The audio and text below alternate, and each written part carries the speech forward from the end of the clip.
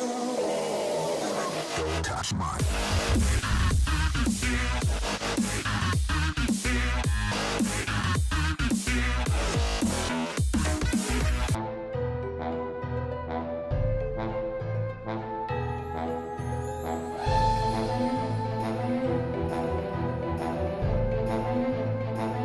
Welcome back to this week's episode of Whoscussion. We are on part B. We're going to be talking about the Company of Thieves and finish it off with the Murmurs of Earth. For part B, I'm going to take us away there, Harriet Skelly, if that's okay. Sure. Alrighty, so the Company of Thieves starts off with a crew of pirates attacking a pirate ship. They go into the storage bay to go see what they can steal. They open up a metal casket, and our boy Croton's in there. Yeah. I love how he's just like, "Hey, have we landed on Pocadoro's port yet? Oh, are you guys space pirates?" Cool. I'm gonna beat you up. He's just like, "All right, well, let's go." And like, I love how he's like talking to himself as he's beating them up as well. He's having Yeah, it's like he's having a conversation with them, but they're not involved. Like, so good. he's like, "Yeah, I usually go around and I help people, but this sort of stuff happens, so I leave their worlds." So it's great because like we know what Croton's done since Unnatural Born Killers. He's hopped from planet to planet, and it's great because that means we can fill in Croton's history because Cyberman pretty much ageless as long as he's got charge. We don't know how long he was floating around in space after his introduction story. Throwback, the soul of a Cyberman. Mm-hmm. And There's so much good stuff that's going on. Exactly, and he's such a great character. Now, since we last met him, he's become super quippy. And it's so great because like last time he was like an action hero and he spit out one-liners, but now his one-liner game is strong. He's even taught himself comedy, and I love that. He's like trying to get out jokes throughout this whole story, and I'm just like they don't really work, but he's trying. He's trying very hard, and it's like, hilarious. I'm like, Croton, it doesn't really work, my bro, but you're giving it a go. And so it's just there's just so much energy in the story. Like I know it's static images, and so it's weird for me to mention the word energy, but just the writing, what the characters are doing with each other. There's just so much going on, and it's pretty much non-stop. Pirates invade. Pirates get their ship blown up. The ship that the pirates have gone onto, they've now commandeered, and they're driving off with it as their new ship. Before that all happens, though, the Doctor and Izzy have landed. The pirates find the Doctor and Izzy exclaims, "It's only been 90 seconds. This is your new record, Doctor. 90 seconds." And then, oh man, there's this fantastic scene that I really need to talk about. Where after their ship gets blown up, and they're asking about getting this ship currently repaired, and the Doctor's like, "Hey, would you have an engineer on board?" And they're like, "Well, no, we're pirates. Come on." And then he's like, "Okay, well, I'll get my engineer on it." And she's so good. she's like talking about the warp core and just prattles off a bunch of Star Trek stuff. Yeah, it's so beautiful for like 2 panels as well. Yeah, she does it. She just does it so well, and it convinces them so much. I am really sad that she is not a TV show character. Yeah. The good thing is she does have a big finish episode, which I'm looking forward to us getting to. But I would have loved her on telly, man. Izzy's so great. She really is. But yeah, like where did she get the brainy specs from? I love she just pulls out brainy specs and she's got this. I'm just like, wow, that's amazing. You don't even need them. You think they just make you look clever. Yeah. Random plug for when Stephen Moffat cared about the classics. There, guys. So the Doctor and Izzy manage to escape from the pirates, and when they do, the Doctor turns around and he sees behind Izzy a Cyberman. He's like, "Oh my God, Izzy, no!" So he throws this cable that electrocutes the Cyberman. Yeah. And he's like, "I had to kill it. They're evil." And Izzy's like, "You didn't even give it a chance." He's like, "Yeah, but they're really, really bad. They're proper evil. They're pretty bad. You don't even know."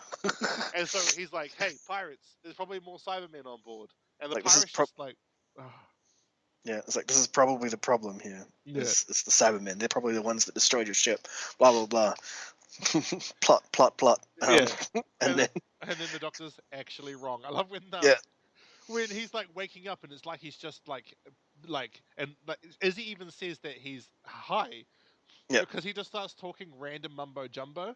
Yeah. He's like, I was in this one place, right, where I was told to pick up this 400-pound chick and I couldn't do it, but it's because the color of the sun was wrong.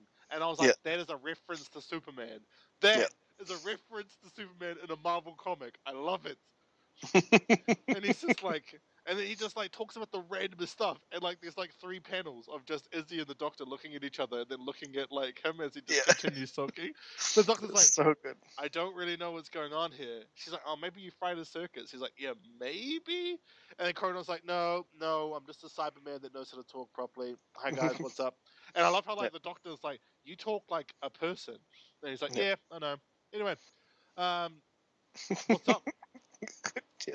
And then It is perfect. It is actually perfect. Especially considering like he was going on about like how terrible and evil they are and don't have like a sense of humor or anything. yeah. And then like as he's waking up he's like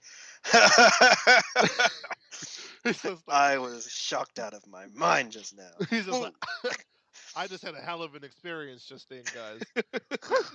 The Doctor, I just love how like there's so much time spent with just him rambling, and all the Doctor and Izzy are doing are exchanging glances. They're like, Yeah, it's "What's so going on great. right now?" So great. So they decide to run away in the TARDIS, but they find out that the TARDIS has been stolen. And you pretty quickly find out it's been stolen by this crazy guy called Professor Rice. Um, Well, it wasn't necessarily stolen by him. It was kind of oh, stolen by the gun. oh yeah, by the gun that's sentient because Professor Rice made a sentient gun that blew up his planet.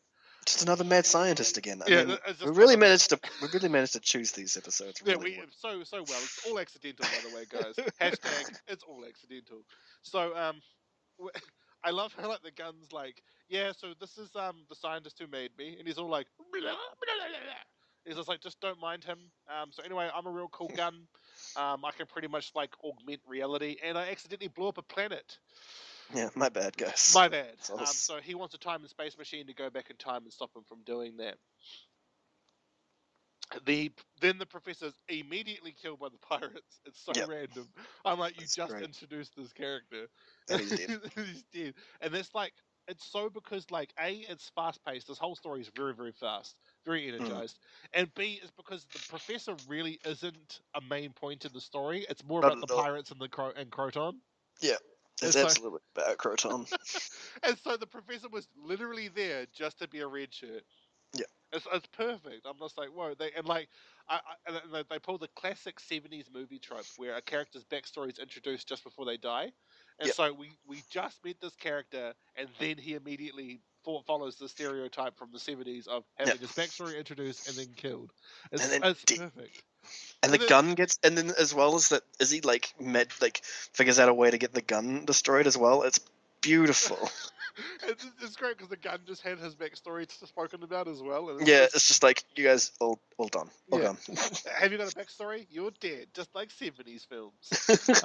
It's perfect, man. A prime example of that is actually the third Dirty Harry film. One of the characters gets his like, he's like, man, I've known you for so long, and then he's dead in the next scene. I'm like, that's perfect, beautiful. And so Izzy blows up the gun, forgetting the fact that the gun was the one that was creating the atmosphere for this asteroid they were on. Holding the universe together Yeah, at this so point. it's all collapsing around them, and then Izzy's like, oh, I'm really sorry, Doctor. And Croton's like, it's okay, I'll save you guys. The Doctor's like, how? We're about to die. And he's like, well, I'm going to jump to your machine, but if I miss, we're going to die. I mean, you guys are going to die. You guys are gonna die. I'm gonna be fine. I'm a I'll be Cyberman. fine, but I love that though. How he like looks at them and he goes, "Okay, so I've got a plan, but you guys are both gonna die." You're all dead. And so the Doctor's like, "Okay, let's go." And so, Like, oh well, you know, and then biggest like, company chooses right now. and he walks in. I love when he walks into the TARDIS, and he's just like, "Whoa, this is." And the Doctor's like, highly illogical. He's like, no, this is way past highly illogical. This is crazy. This is amazing. I love it. And the Doctor's like, are you sure you're a Cyberman? Like, what's going on here? And so they whip off to go have their next adventure. This is such a great way to introduce Croton to the Doctor. It's a great reintroduction to the character. I love the amount of energy. I love just Croton is just he's a character that we'll never have again. Unfortunately, I don't see TV Who ever tackling having a Cyberman be a companion. If we can have an episode where like Croton's brought back, and like having him look at the new upgraded Cyberman and being all like, "You've I redecorated. don't. I don't like him. And the Doctor just like raising an eyebrow at him, like knowingly, like, "Hey, in universe reference." Exactly. I would absolutely love that Croton being brought back. He's still got his like crusty 70s armor. And he just like looks at the new Cyberman. He's like, "Yeah, I don't like it." I was a part of the war. Yeah. Like, he's like, I've seen everything, guys. So yeah, no, this is great. This is fast paced. This is so energetic. And so much like happens. Like the Doctor has this introduction to Croton. So does Izzy. So they've got the whole like character backstory completely out of the way. And I love how like Croton's explained to us, the reader, who he is by doing Yep. that weird scene where he's talking to himself as he beats the crap out of hundreds of space pirates. Yep. I love how when he wakes up, he goes, "You guys don't look like the cabin crew, space pirates." Bang! He's like, "Usually, when I walk into a room, people run away screaming." Then he whacks that one guy. He's like, "I have Yep. no idea why." Bang! Come on, And there's like, I love how he's walked away from guns as well, and he's just like a physical combatant. I really like that about his character, and it's the thing that he did when he snapped as well, is he was punching other Cybermen to death. Yeah. And then getting Cybermen to shoot each other with their own. Croton throwback to the soul of a Cyberman is so good. Can't wait. I'm glad that he's a companion. It's interesting for Marvel to pick up a character so late in the game that they introduced with the Fourth Doctor to reintroduce him with the Eighth. I love it. Well, it's a really good character. Like, this is something that BBC should have really used a lot earlier. Yeah. Like, I can't believe there's no Big Finish stories with him. It's weird. I know. Maybe they can't get the license for Marvel characters. I guess, but don't BBC own this? What? I'm not too sure actually how the copyright would work with them, because Yeah. Croton's an original Marvel character. So does that mean Disney technically owns Croton? Well. Yeah. Whew. That's going to be a bit of an interesting conversation to have there, BBC. But I want you to have it. It's quite curious. Isn't it? Yeah. So with that out of the way, we've had a great adventure with Croton. Such a good character. Again, if you want to pick up these stories, you can pick up this volume. This volume is known as, I believe it's called The Glorious Dead. This volume. Yes. So you can pick up The Glorious Dead as a hardcover. It's a paperback on Amazon. You can also pick this entire volume up in Comixology and Comic Books Unlimited.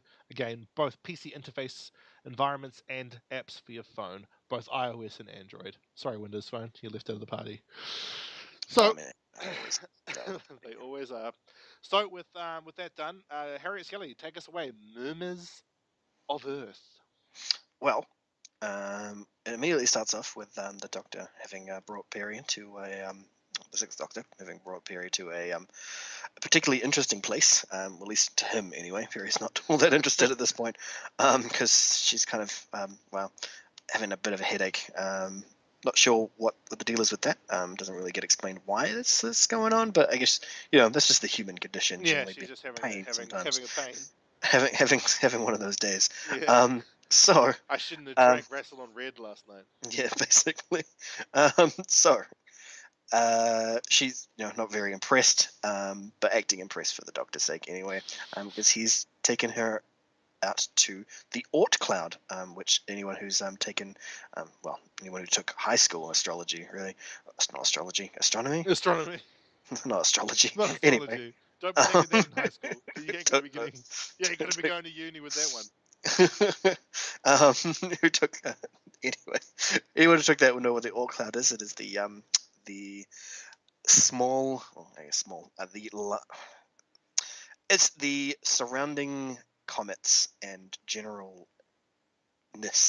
stuff that surrounds the solar system. Yes, it is. It's Sol's gravitational field. The very end of the gravitation, well, not the end anyway. The last strongest point where it's strong enough to actually hold matter there. It still influences other things in general, as gravity sort of influences in a very large area. Um, but it's basically where all the rest of the stuff that was left over from the creation of our solar system is. Comets and stuff, just sort of in a big cloud that completely encapsulates our solar system, to the point where it actually blocks out a lot of the light from other stars and stuff, hence why we don't see them as nearly as bright as we should. But most telescopes and stuff that we've figured out have compensated for that.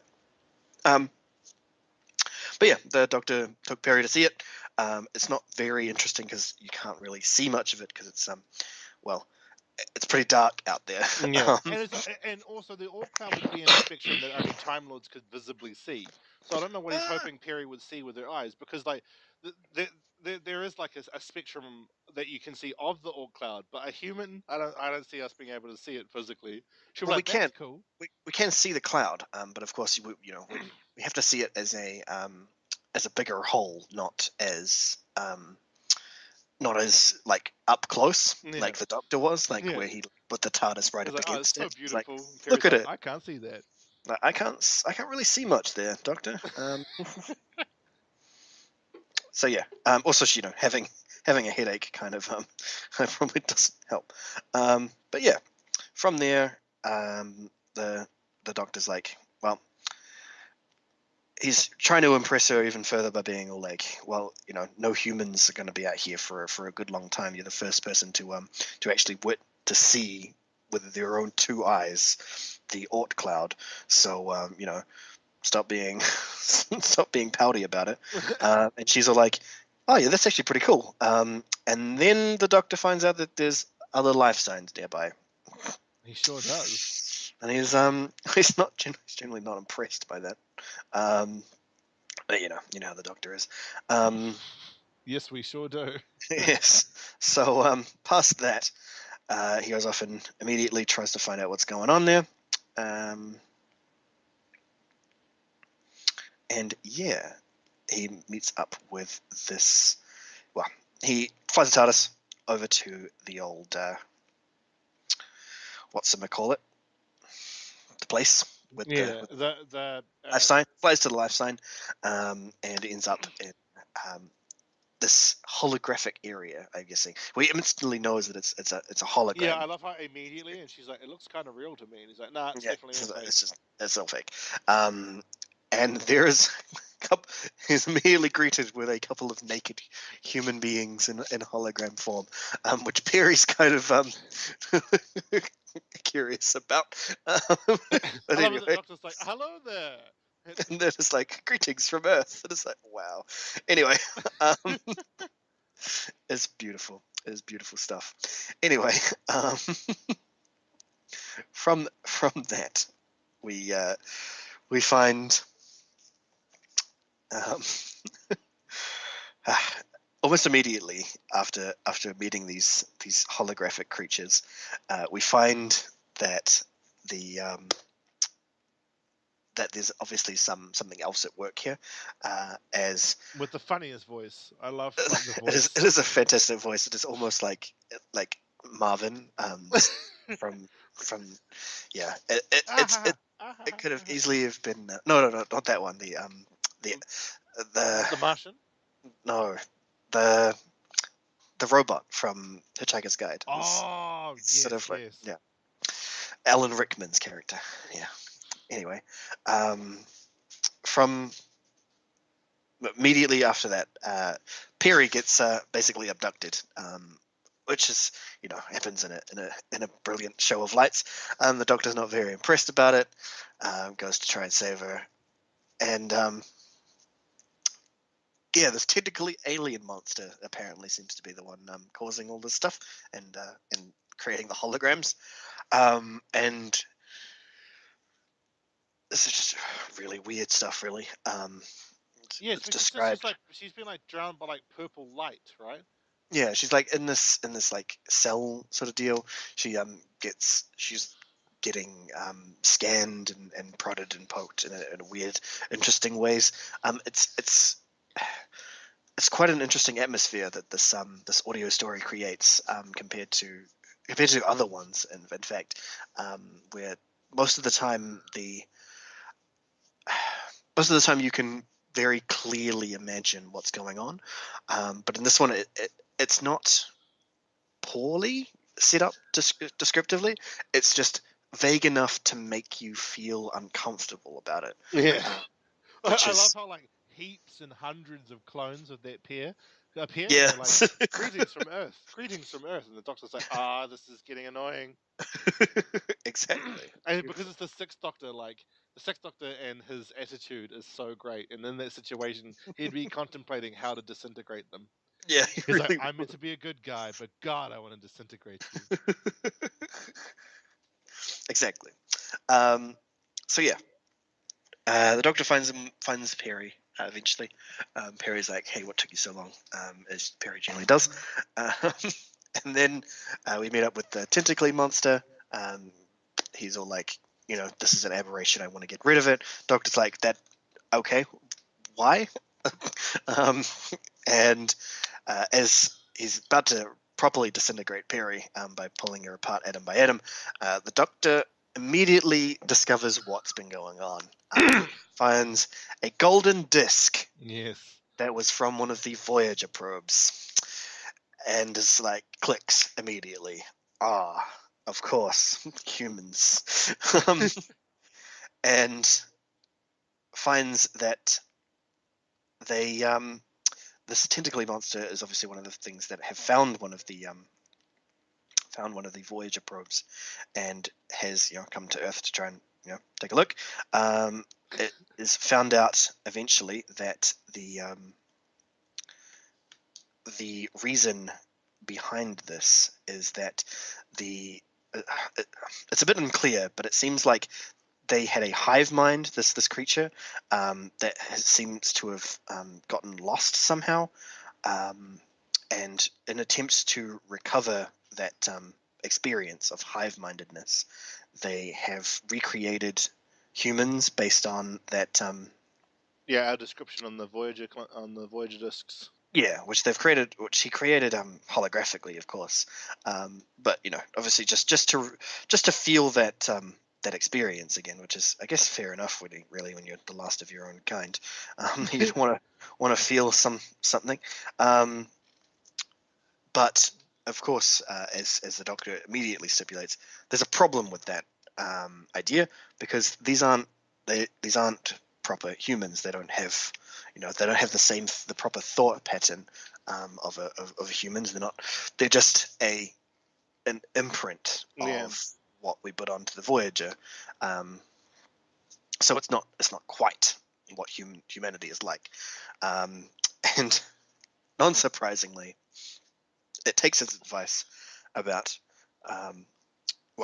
it doesn't like Perry because Perry is basically not having a good day, which is bad in comparison to what they have for humans, which is this the brainwave of someone who's actually happy, and and humans that are generally all right, but Perry being in this not very happy state is an aberration to that, which I guess kind of fits in. But the problem here is that they're taking the look at humanity as just that one state, where they're not. Humanity is a variety of things. We're very irregular. Yeah. Anyway, we don't follow programming very well. No, we don't. I know. So from there, takes the Doctor's advice and scans Perry to get a more rounded idea of how humanity works. This doesn't go very well, I guess, as he immediately inputs that into the system of his holographic humans, and they all start having really bad times. They sure Because do. as they get an influx of Perry, they are extremely unhappy, and many are suffering from headaches themselves. And I love how the tentacly monster's like, "Oh, what have I done?" Yeah, he's just like looking at them like, oh, jeez. And I love the main thing that I love about the whole thing is that it seems like it's a allegory to paradise, the Adam and Eve scenario, Yeah. in the Garden of Eden, where this Almighty Creator's created a race of of basically just completely peaceful and ignorant species, that's just generally just happy and going to live forever, and then someone comes along and ruins it by making them think about how bad everything is. It's like, and no. then that godly creator's like, why did I do that? Yeah. It's like, what have I done? So yeah, that was that story. It was very interesting. It's not really that negative, not really that positive. It just sort of is. It just sort of is. It is sort of how the Sixth Doctor short stories seem to go. It's they just are. And Yeah, especially that one when he was like, when his ugly coat had managed to like destroy that planet.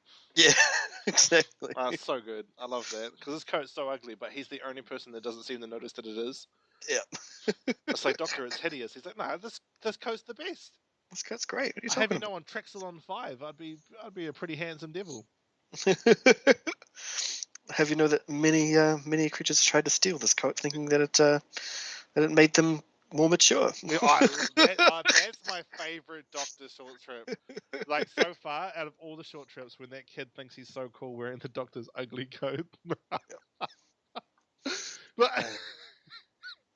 like, that's brilliant. Again, with this story, guys, you can pick this up on Big Finish's SoundCloud. Again, it's a lower quality rip. I would suggest you do pick up the box set. It's only like $5 USD to pick up this box set. So this is Short Trips Volume 3. There is a sale at the moment on Big Finish with Torchwood, celebrating the 10th anniversary. So I suggest you go in there and pick up their latest box set, which is the Torchwood Archives, celebrating 10 years of Captain Jack Harkness and his team. Everybody, thank you so much for listening. Thank you again to the amazing Harriet Skelly.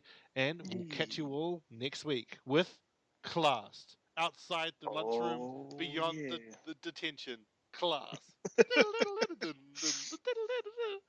Alrighty. See you then.